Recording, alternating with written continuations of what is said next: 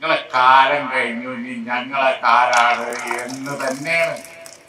ഒരു സംശയം വേണ്ട, നിങ്ങളെ കാലം കഴിഞ്ഞു. കുഞ്ഞാലിക്കുട്ടി സാർ പറയുന്ന പോലെ കേരളത്തിൽ അബദ്ധത്തിലെങ്ങാനും UDF ഭരണം വന്നാൽ മലയാളികൾ 2011-16 കാലത്തെ UDF ഭരണകാലത്ത് പതിവായി കേട്ട ചില വാർത്തകൾ ഒന്നുകൂടി കേട്ടിരിക്കുന്നത് നല്ലതാണ്. ആദ്യത്തെ ഊഴം വിദ്യാഭ്യാസ മേഖലയുടേതാണ്. UDFൽ മുസ്ലിം ലീഗ് കൈവശം വയ്ക്കുന്ന ഈ വകുപ്പും അന്നത്തെ വകുപ്പ് മന്ത്രിയും UDF ഭരണകാലത്ത് ഓൾ ഇന്ത്യ ലെവലിൽ ഫേമസ് ആയിരുന്നു. ഇതേ കണ്ടു നോക്കി. Statement made by Kerala's Education Minister Abdu Rab in a comment that reeks of gender bias. The minister said that girls and boys should not sit together in class. സദാചാരത്തിന്റെ പേരിൽ all India ലെവലിൽ famous ആയ വിദ്യാഭ്യാസ മന്ത്രി മാത്രമല്ല, തകർന്ന തരിപ്പണമായ സർക്കാർ സ്കൂളുകളും UDF ഭരണത്തിന്റെ മാത്രം പ്രത്യേകതയാണ്. സംശയമുണ്ടെങ്കിൽ സാക്ഷാൽ സുജയ പാർവതി തന്നെ പണ്ട് റിപ്പോർട്ട് ചെയ്ത ഈ വാർത്ത ഒന്ന് കണ്ടു നോക്കി. തിരുവനന്തപുരം ജില്ലയിലെ സർക്കാർ സ്കൂളുകളിൽ ഭൂരിഭാഗവും പ്രവർത്തിക്കുന്നത് ശുചിത്വമില്ലാതെയെന്ന് ആരോഗ്യവകുപ്പിന്റെ പരിശോധനയിൽ കണ്ടെത്തി. ആൺകുട്ടികൾക്കും പെൺകുട്ടികൾക്കും പ്രത്യേക ശൗചാലയ സൗകര്യം ഒരുക്കാത്ത സ്കൂളുകളെയും പരിശോധനയിൽ കണ്ടെത്തി.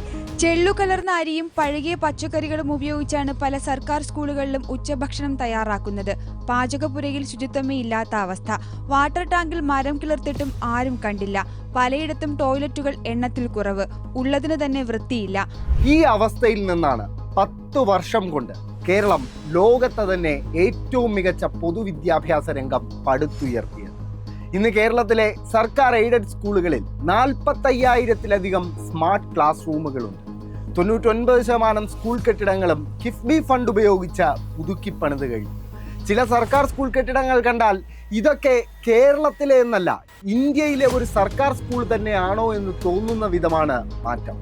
നമ്മുടെ പൊതുവിദ്യാഭ്യാസത്തെ ഇന്ത്യയിൽ ഒന്നാമതാക്കി എന്നതിനപ്പുറം യുനിസെഫ് പോലുള്ള ഐക്യരാഷ്ട്രസഭയ്ക്ക് കീഴിലുള്ള സംഘടനകൾ പോലും നമ്മുടെ സർക്കാർ സ്കൂളിലെ ഡിജിറ്റൽ വിദ്യാഭ്യാസത്തെ പുകഴ്ത്താൻ തുടങ്ങിയിരിക്കുന്നു.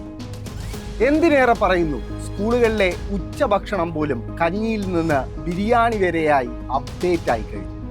ഇനി ഈ നല്ല മാറ്റങ്ങളൊക്കെ വേണ്ടെന്ന് വെച്ച് UDF കാലത്തേക്ക് ഒരു തിരിച്ചുപോക്ക് വേണോ എന്ന് നിങ്ങൾ തീരുമാനിക്കുക.